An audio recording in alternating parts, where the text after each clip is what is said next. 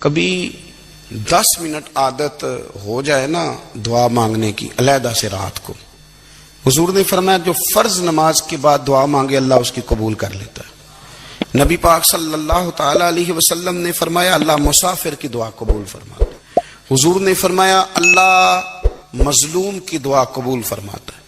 حضور نے فرمایا بیمار سے دعا کراؤ اللہ اس کی دعا قبول فرماتا ہے۔ میرے نبی پاک نے فرمایا ماں باپ جب بھی اولاد کے لیے ہاتھ اٹھائیں، ویسے تے بلے شاہ تو آسمانی اڈ دیا ہی پھڑ دیں، جڑا گھر بیٹھا انہوں بڑھیا ہی نہیں۔ حضور فرمانے لگے ماں باپ جب بھی اولاد کے لیے دعا فرمائیں اللہ ان کی دعا کو قبول کرتا ہے۔ آپ اپنا تعلق بنائیں، دعا کے ساتھ، عبادت کے ساتھ، مصلی کے ساتھ رشتہ بنائیں، استغفار پڑھیں۔ صلاح الدین ایوبی صلیبی جنگوں میں تھے، رات کو مسجد اقصی میں نماز پڑھی تو پریشان تھے۔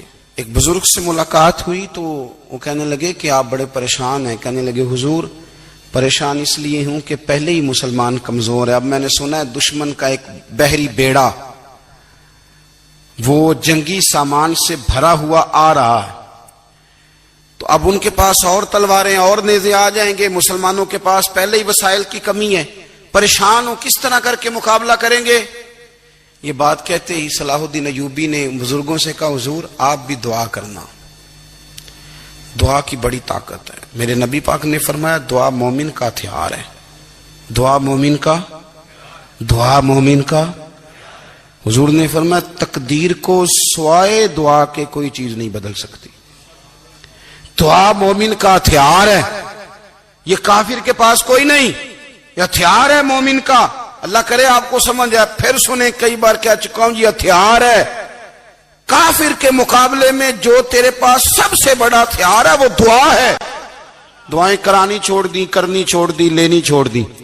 حضرت سیدنا انس بن مالک رضی اللہ تعالیٰ عنہ فرمایا کرتے تھے میں نے وہ رنگ دیکھا ہے جب حضور دعا مانگتے تھے اور حضور کی مقدس آنکھوں میں آنسو بھی ساتھ ہی بہا کرتے تھے، میں نے وہ انداز دیکھا ہے۔ تو صلاح الدین ایوبی بزرگ سے کہنے لگے آپ بھی دعا کیجئے، اور خود رونے لگے اور سر سجدے میں رکھ کے رونے لگے، اور عشاء سے لے کر فجر تک روئے، خوب روئے۔ صبح وہ بزرگ آئے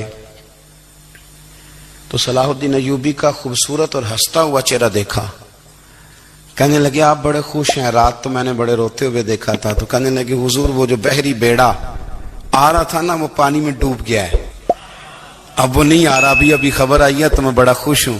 بزرگ کہنے لگے اٹھ سینے سے لگ اور سن ایک بات، وہ بحری بیڑا پانی میں نہیں ڈوبا، وہ تیرے آنسوؤں میں ڈوب گیا ہے۔ وہ جو تو رات رویا ہے نا رب کریم کی بارگاہ میں تو وہ ڈوب گیا ہے۔ بھائی اپنا مصلی کا، عبادت کا، وظائف کا، اللہ اللہ کا سلسلہ اس کو مضبوط کریں، اپنی دعاؤں کے تعلق کو مضبوط کریں۔ دعائیں بڑے انقلاب برپا کر دیتی ہیں۔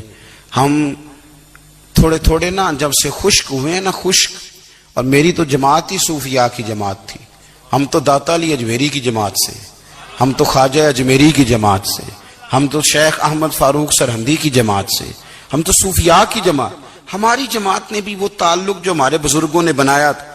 بزرگ اللہ کے قریب کیسے جاتا ہے؟ ہمارے یہاں نا بہت سارے لوگ کہتے ہیں جی نظر ہو گئی تو کام ہو گیا۔ بھائی جو بخاری مسلم میں طریقہ ہے نا اللہ کا قرب پانے کا وہ تو نفل ہے۔ نبی کریم علیہ الصلوۃ والسلام نے فرمایا بندہ نفلوں کے ذریعے رب کے قریب جاتا ہے، اور اتنا قریب جاتا ہے کہ پھر اللہ اس کی زبان بن جاتا ہے، اللہ اس کی آنکھیں بن جاتا ہے، کان بن جاتا ہے، ہاتھ اور پیر بن جاتا ہے۔ تو یہ تو عبادت ہے، یہ تو اللہ کی بارگاہ کی حاضری ہے جو آپ کو اللہ کے قریب کرے گی۔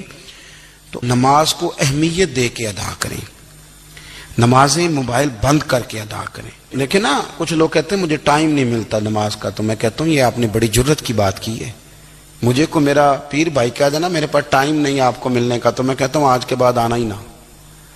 میں تو کیا سمجھتا ہے تو بہت بڑا آدمی ہے، تیرے پاس ٹائم نہیں اور ہمیں ملنے کا ٹائم، موج کر۔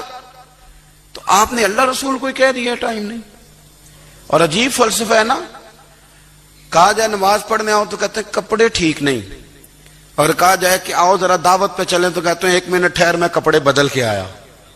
نماز کے لیے کہا تو کہتے ہیں ٹھیک نہیں، دعوت کے لیے کہا تو کہتے ہیں میں ذرا تیاری کر لوں، یوں جانا مناسب نہیں۔ یہ معاملہ ٹھیک نہیں۔ رب تو فرماتا ہے کہ جب تو مسجد میں آ تو زینت اختیار کر کے آ، خوب ذوق سے دعا مانگیں، خوب شوق سے نماز پڑھیں، خوب استغفار کا مزاج بنائیں۔ آپ لوگوں کے بیچ رہ کے سوکھ حاصل کرنا چاہتے ہیں، لیکن آپ کو پتہ ہے کئی مہینے غار حرا میں رہنا بھی مدینے والے محبوب کا طریقہ ہے۔ ہر سال اعتکاف بیٹھنا الگ سے، یہ بھی حضور کا طریقہ ہے۔ مسجد نبی کے اندر دروازہ کھلتا تھا نبی کریم کا، پر گھر کے اندر نفل پڑے نبی پاک نے، اور حضور فرماتے ہیں کچھ نفل نماز گھر میں بھی پڑھا کرو، گھر کو قبرستان نہ بناؤ۔ ہمارا گھر اللہ کے ذکر سے آباد ہوگا،